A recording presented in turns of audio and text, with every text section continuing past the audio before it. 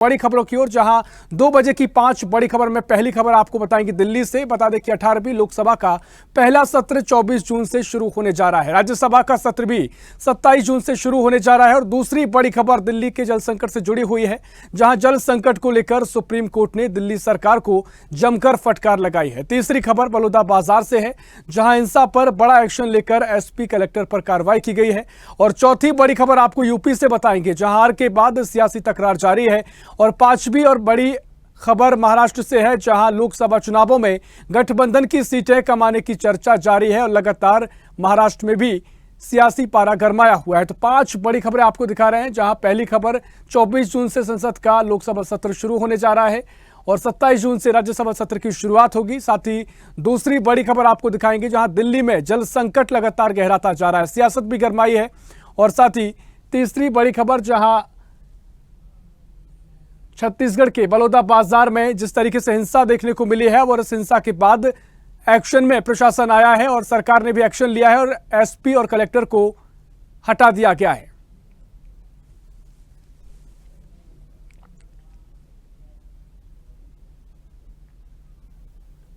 और अब विस्तार से खबरों की ओर रुख करेंगे। पहली खबर का रुख करते हैं, जहां 18वीं लोकसभा का पहला सत्र 24 जून से शुरू होने जा रहा है। इसके अलावा 264 राज्यसभा का सत्र 27 जून से प्रारंभ होगा। इस दौरान नवनिर्वाचित सदस्यों का शपथ ग्रहण, लोकसभा के अध्यक्ष का चुनाव, राष्ट्रपति का अभिभाषण और उस पर चर्चा की जाएगी। दोनों सदनों के सत्र 3 जुलाई तक चलेंगे।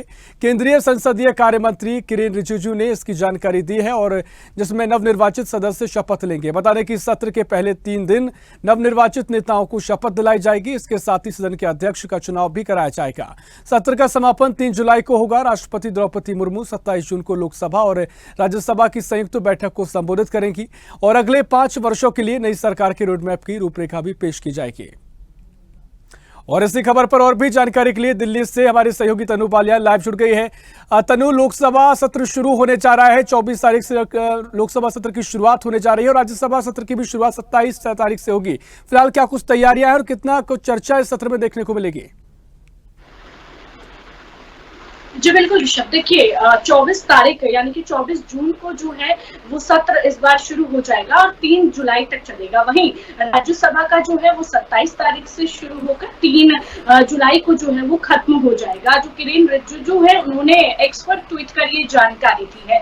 और इस बार का संसद सत्र जो है वो इसलिए भी अहम हो जाता है ऋषभ, क्योंकि विपक्ष जो है वो मजबूत स्थिति में इस बार दिखाई दे रहा है। और इस बार का जो संसद सत्र होगा उसमें पहले 3 दिन जो है जो नवनिर्वाचित सांसद जो है उनको शपथ दिलाई जाएगी और उसके बाद राष्ट्रपति द्रौपदी मुर्मू जो है उनका भी 27 तारीख को जो है वो बैठक करेंगी और उसके बाद वो भाषण जो है उनका होगा। उसके बाद प्रधानमंत्री नरेंद्र मोदी जो है अपने मंत्रिपरिषद का जो है वो परिचय भी करा सकते हैं। लेकिन जिस तरीके से दशकों बाद जो कांग्रेस है इस बार विपक्ष में है और मजबूत स्थिति में दिख रही है और जो मुद्दे भी तमाम है, चाहे वो नीट का मुद्दा हो, चाहे वो जो तमाम मुद्दे हैं उसको लेकर जो है इस बार कांग्रेस बड़ी मजबूत स्थिति में दिख रही है और हमलावर भी लगातार जो है वो बीजेपी में हो रही है। और बीजेपी 2014 के बाद जो है बड़ी कमजोर स्थिति में इस बार दिख रही है और विपक्ष मजबूती के साथ है। तो जिस तरीके से किरेन रिजिजू जो है उन्होंने भी ट्वीट कर ये बात कही है कि इस बार जो है वो विपक्ष अलग भूमिका निभाएगा और जो बीजेपी है वो अलग भूमिका निभाएगी, एनडीए की अलग भूमिका होगी। लेकिन हमें जो है वो जनता के हित की बात करनी है कि जनता की जो है वो बात की जाए जिससे कि जनता के जो मुद्दे हैं वो हल हो सके। लेकिन हंगामेदार ये जो है वो सत्र रहने वाला है ऋषभ, क्योंकि मुद्दे जो है वो बहुत सारे हैं इस बार, चाहे वो शेयर बाजार का घोटाला हो, चाहे नीट हो, ये तमाम मुद्दे हैं जिसको लेकर कांग्रेस जो है वो हमलावर रहने वाली है। निश्चित तौर पर तमाम मुद्दे हैं और सरकार ने भी कामकाज शुरू किया है, नई सरकार का गठन हुआ है और सरकार भी यहाँ पर तैयार नजर आई है। देखना महत्वपूर्ण होगा, दिलचस्प होगा, क्या कुछ चर्चा पूरे सदन में देखने को मिलेगी। फिलहाल बहुत शुक्रिया आपका तमाम जानकारी साझा करने के लिए। तो लगातार केंद्र सरकार भी अब करेगी, गठन हो चुका है और लगातार अब सरकार आगे बढ़ रही है, तमाम मुद्दों को लेकर चर्चा भी आगे होगी। और रुक रही अगली बड़ी खबर की ओर, जहां राष्ट्रीय राजधानी में मौजूदा जल संकट को लेकर सुप्रीम कोर्ट ने दिल्ली सरकार को जमकर फटकार लगाई है। कोर्ट ने पूछा कि शहर में टैंकर माफिया के खिलाफ उसने क्या कदम उठाए हैं। सुप्रीम कोर्ट ने कहा कि लोग परेशान हैं, हम हर समाचार चैनल पर इसकी तस्वीर देख रहे हैं। अगर गर्मियों में पानी की कमी एक बार होने वाली समस्या है, तो पानी की बर्बादी को रोकने के लिए आपके क्या कदम उठाए गए हैं? शीर्ष कोर्ट ने टिप्पणी की, अगर आप टैंकर माफिया के खिलाफ कोई कार्रवाई नहीं कर रहे हैं तो हम दिल्ली पुलिस से उनके खिलाफ कार्रवाई करने को कहेंगे। दिल्ली सरकार के वकील ने सुप्रीम कोर्ट को बताया कि वे अपनी समस्या के निपटने के उपायों के बारे में हलफनामा दाखिल करेंगे। सरकार की ओर से बड़े पैमाने पर पानी की बर्बादी करने वालों के कनेक्शन काटने और इसे रोकने सहित कई कदम उठाए हैं और इस पर कोर्ट ने दिल्ली सरकार को हलफनामा दायर करने का निर्देश दिया है। और इसी खबर पर और भी जानकारी लेंगे। दिल्ली से हमारे सहयोगी इरफान खान हमारे साथ लाइव जुड़ गए हैं।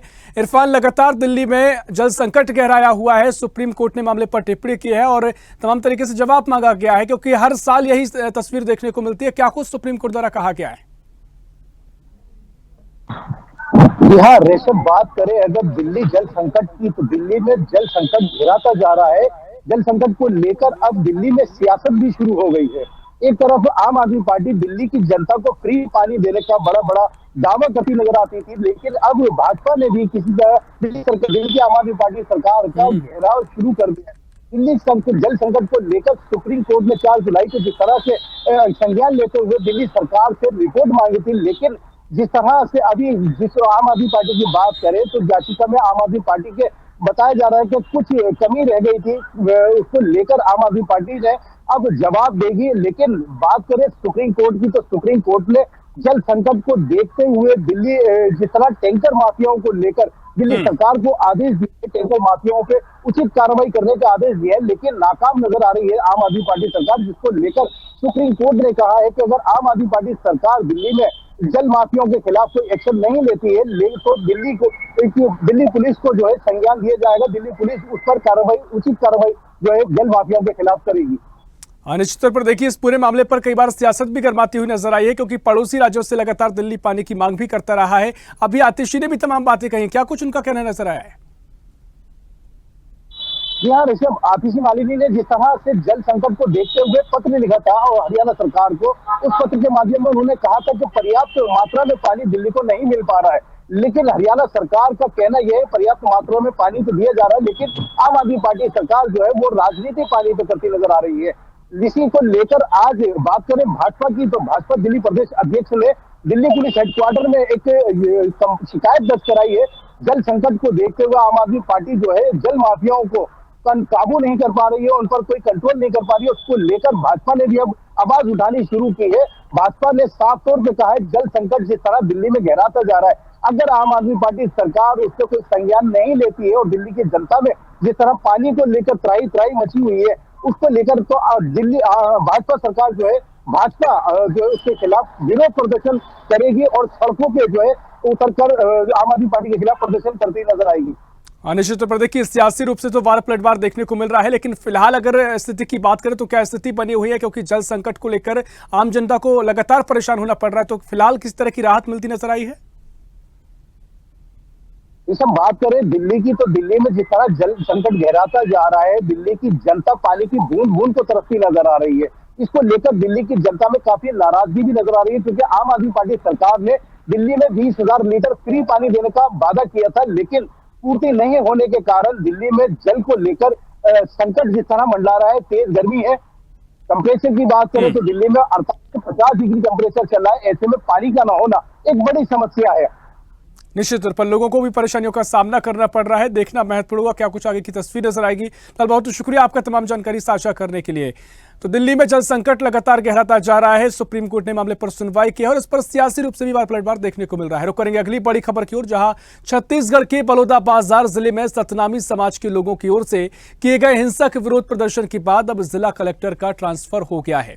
इस विरोध प्रदर्शन में बड़ी संख्या में सतनामी समुदाय के लोग शामिल हुए हैं। पुलिस ने प्रदर्शनकारियों को कलेक्ट्रेट की ओर से जाने से रोकने के लिए कई जगहों पर बैरिकेड्स लगा दिए।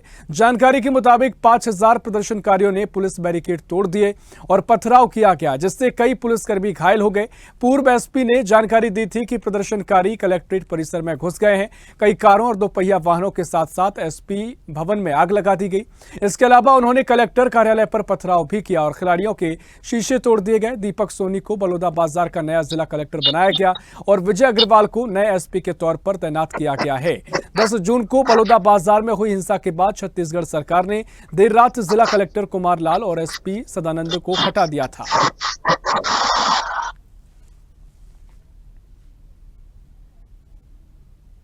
तो लगातार छत्तीसगढ़ के बलौदा बाजार में हिंसा का ये मामला तूल पकड़ता जा रहा है। बता दें कि सतनामी समाज द्वारा लगातार प्रदर्शन किया जा रहा था, जिसके बाद मामले में हिंसा आगे भड़की और आगजनी भी देखने को मिली। कलेक्ट्रेट में आगजनी की वारदात को अंजाम दिया गया, साथ ही तमाम वाहनों को आग लगा दी गई। हालांकि अब लगातार सरकार एक्शन मोड में नजर आई है और तमाम तरीके से पूरे मामले की जांच की जा रही है। और इसी खबर पर और भी जानकारी लेंगे। रायपुर से हमारे सहयोगी जयदास मानिकपुरी हमारे साथ लाइव जुड़ गए हैं। जयदास, लगातार बलौदा बाजार का ये मामला तूल पकड़ता जा रहा है। फिलहाल सरकार ने एक्शन भी लिया है, कलेक्टर एसपी को पद से हटाया गया है, तबादले किए गए हैं। क्या कुछ सरकार की ओर से कदम देखने को मिला है और मामले में जांच जो की जा रही है वो कहां तक पहुंची है? को लेकर जो है प्रदेश सरकार जो है एक्शन मोड में है। वहां पर जो है तत्कालीन जो कलेक्टर रहे हैं और एसपी रहे हैं, उनको जो है सदानंद गौड़ा उनको जो है हटा दिया गया है। वहां से उनके जगह पे नए दीपक सोनी जो है नए कलेक्टर हैं और एसपी विजय अग्रवाल वहां बलौदा बाजार डिस्ट्रिक्ट का जो है उनको एसपी बनाया गया है। आपको बता दूं कि इसकी जो कार्रवाई है अभी चल रही है, इसकी जांच जो है वो अभी चल रही है। इसको लेकर जो है सरकार जो है काफी गंभीर नजर आ रहे हैं। वही जो सरकार में जो मंत्री है, 3 मंत्री, उन्होंने आज गंभीर आरोप कांग्रेस पर लगाए हैं। कांग्रेस पर आरोप लगाते हुए उन्होंने कहा है कि कांग्रेस भी इस षड्यंत्र में शामिल है। कहीं न कहीं कांग्रेस के जो नेता है वो भड़काने की कोशिश किए हैं इस मुद्दे को लेकर। इस तरीके की तमाम जो बातें सामने निकल कर आ रही है, लेकिन सरकार का यही सीधे आरोप है विपक्ष के ऊपर। वही अगर बात करें जांच की, तो जांच जो है लगातार आगे बढ़ रही है और तेजी से आगे बढ़ रही है, क्योंकि इस मामले पर खुद मुख्यमंत्री विष्णुदेव साय जो है नजर बनाए हुए हैं। गृह मंत्री और डिप्टी सीएम विजय शर्मा भी नजर बनाए हुए हैं। तमाम जो सरकार के बड़े मंत्री है वे नजर बनाए हुए हैं, क्योंकि इसको लेकर जो है पिछले दिनों देर रात जो है समाज के कुछ लोग जो भी है मुख्यमंत्री विष्णुदेव साय से मिले और उनके बीच जो है बात रखे और सीधे सीधे समाज के लोगों ने कहा है कि इसमें जो है जो आगजनी की घटना है, जो आगजनी हुई है, वहां पर जो है कुछ उपद्रवी जो है शामिल हो गए थे आंदोलन में। सीधे सीधे उन्होंने कहा है कि इसमें जो है हमारे समाज के किसी भी लोगों का हाथ नहीं है। इसको लेकर जो है मुख्यमंत्री के पास बात रखी गई है। वही मुख्यमंत्री विष्णुदेव साय ने बोला है कि जल्द ही इसका जो है जांच करके आगे जो कार्रवाई है उस पर की जाएगी और सीधे सीधे साफ लफ्जों में कह दिया गया है कि जिन्होंने भी इस तरीके का कृत्य किया उनको जो है कठोर से कठोर सजा दी जाएगी। जी निश्चित तौर पर देखिए, लगातार तमाम ऐसे संगठन का जिक्र भी किया गया जिन्होंने कहीं ना कहीं भड़काऊ पोस्ट शेयर किए थे, उसमें भी लगातार जांच में क्या कुछ निकलकर सामने आएगा ये भी देखना महत्वपूर्ण होगा। तमाम तरीके से जो भी सियासी रूप से भी तस्वीर गरमाई है, क्योंकि कांग्रेस ने भी जिस तरीके से जांच टीम भेजी है और जांच की जा रही है, देखना महत्वपूर्ण होगा क्या कुछ तस्वीर आगे नजर आएगी। फिलहाल बहुत शुक्रिया आपका तमाम जानकारी साझा करने के लिए। और रुक करेंगे अगली बड़ी खबर की ओर, जहां उत्तर प्रदेश में भारतीय जनता पार्टी 80 में से केवल 33 सीटों पर ही सिमट कर रह गई है। पूर्वांचल की तरह वेस्ट यूपी में भी बीजेपी को बड़ा नुकसान हुआ है। पश्चिमी उत्तर प्रदेश के 2 बड़े दिग्गज नेताओं के बीच में कोल्ड वॉर जारी है। मुजफ्फरनगर लोकसभा सीट से इलेक्शन हारने के बाद बीजेपी के उम्मीदवार और पूर्व केंद्रीय मंत्री संजीव बालियान ने कहा कि संगीत सोम ने समाजवादी पार्टी के प्रत्याशी को चुनाव लड़वाया। अब संगीत सोम ने बालियान के आरोपों का जवाब दिया है। संगीत सोम ने कहा कि संजीव बालियान 5 साल में हुए भ्रष्टाचार की वजह से हारे हैं। लोग परेशान थे, इसलिए वे चुनाव हार गए हैं। संगीत सोम ने आगे कहा कि राष्ट्रीय लोकदल के साथ अलायंस करने का कोई भी फायदा नहीं हुआ। आरएलडी अपनी सीटों पर जीत हासिल करने में सफल रही। इतना ही नहीं, उन्होंने ये भी कहा कि जो सीटें हम अकेले अपने दम पर जीत सकते थे वो भी पार्टी हार गए।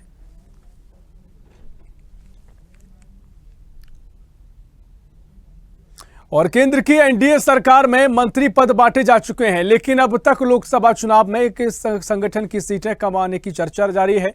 और सीएम एकनाथ शिंदे ने अब की बार 400 पार के नारे में से नुकसान की बात स्वीकार की है।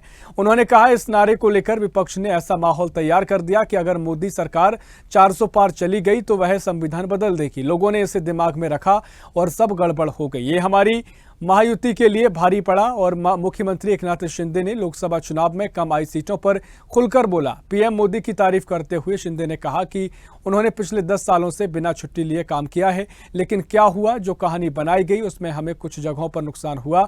महाराष्ट्र में भी हमें नुकसान हुआ। संविधान बदल जाएगा, आरक्षण खत्म हो जाएगा, ये चर्चाएं थी। ऐसा ही कुछ नहीं होना था, लेकिन 400 पार की संख्या ने सारी समस्याएं पैदा कर दी। महाराष्ट्र में आने वाले समय में विधानसभा चुनाव में लिहाजा सभी पार्टी लोकसभा चुनाव परिणाम से बिटवीन द लाइन निष्कर्ष भी निकाल रहे हैं और फायदा नुकसान भी देख रहे हैं। और इसी खबर पर और भी जानकारी के लिए मुंबई से ब्यूरो चीफ राहुल पुजारी हमारे साथ लाइव जुड़ गए हैं। राहुल, लगातार महाराष्ट्र में सियासत लगातार चर्चाओं का दौर जारी है और जिस तरीके से एकनाथ शिंदे ने स्वीकार किया है कि विपक्ष ने जो 400 पार के नारे के साथ ही कहा था कि अगर 400 पार बीजेपी लाती है तो संविधान बदल देगी, इसी बात का नुकसान कहें कि महाराष्ट्र में महायुति संगठन को हुआ है, एनडीए को हुआ है। और साथ ही हमने देखा कि इससे पहले अजित पवार भी बात कह चुके हैं कि विपक्ष के द्वारा संविधान बदलने का भ्रम फैला गया, जिसके चलते उनको नुकसान हुआ है। क्या कुछ फिलहाल स्थिति दिख रही है? इस तरह से निगेटिव सेट किया गया विपक्ष के द्वारा कि 400 पार के आएगा तो संविधान चेंज की जाएगी, तो उसी को ढाल बनाते हुए, अपनी हार की ढाल बनाते हुए एकनाथ शिंदे हो चाहे अजित पवार हो, दोनों एक ही बात नेगेटिव सेट करने में लगे हैं कि जो 400 पार का नारा बीजेपी की तरफ से दिया गया था उससे हमें लॉस हुआ, ना कि फायदा हुआ। क्योंकि 400 पार का जो सेट किया गया था सीट, तो उसमें विपक्ष का कहना था कि ये अगर 400 पार आते हैं तो इनको संविधान चेंज कर देंगे, ओबीसी और आरक्षण रद्द कर देंगे। इसको लेते हुए कहीं ना कहीं जो आज महाराष्ट्र में बैकफुट पे आई है बीजेपी, तो उसका कारण यही है कि 400 पार का नारा था, तो पूरी तरह 400 पार के पीछे पड़ गए। जो 400 का एडवर्टीजमेंट कर रहे थे कि 400 पार आएगा, अब वो 400 पार की नेगेटिव सेट करने में लगे हुए हैं, चाहे एकनाथ शिंदे हो चाहे अजित पवार। और अपनी हार की समीक्षा में सबसे पहला मुद्दा जो लेके आ रहे हैं कि बीजेपी का 400 पार का नारा ही गलत था। अगर वो 400 पार का नारा ना देते तो ये विपक्ष मजबूती से ना आगे बढ़ाता और संविधान चेंज करने की बात ना करता और आरक्षण चेंज करने की बात ना करता। तो इसको लेते हुए कहीं ना कहीं अपनी जो बुराइयां छुपाते हुए बीजेपी में बढ़ा जा रहा है, चाहे अजित पवार हो चाहे एकनाथ शिंदे। और विधानसभा चुनाव नजदीक आ चुके हैं, 3 महीने बाद विधानसभा चुनाव, तो उसको देखते हुए समीक्षा बैठक की जा रही है कि क्यों हमारी परफॉर्मेंस इस समय बेकार रही। हमारी परफॉर्मेंस ठीक रही, लेकिन 400 के कारण हमारी परफॉर्मेंस और गिर गई। अजित पवार का भी यही कहना था। निश्चित तौर पर देखिए, एक तरफ 400 पार का नारा रहा, दूसरी तरफ मोहन भागवत भी ये बात कह रहे हैं कि अति आत्मविश्वास के चलते भी एक हार की वजह दिखाई दी है। तो कहीं ना कहीं अब तमाम चर्चाओं का बाजार जरूर गर्म है। फिलहाल बहुत शुक्रिया तमाम जानकारी साझा करने के लिए राहुल आपका। तो लगातार महाराष्ट्र की सियासत भी गरमाई हुई है और साथ ही देश में भी सियासत गरमाई हुई है, जिसको लेकर महाराष्ट्र में अब बयानों का दौर जारी है और वार पलटवार भी देखने को मिल रहा है। फिलहाल के लिए 2 बजे दोपहर 5 बड़ी खबर में इतना ही। देश प्रदेश की और भी खबरों के लिए देखते रहिए स्वदेश न्यूज, सबसे पहले देश।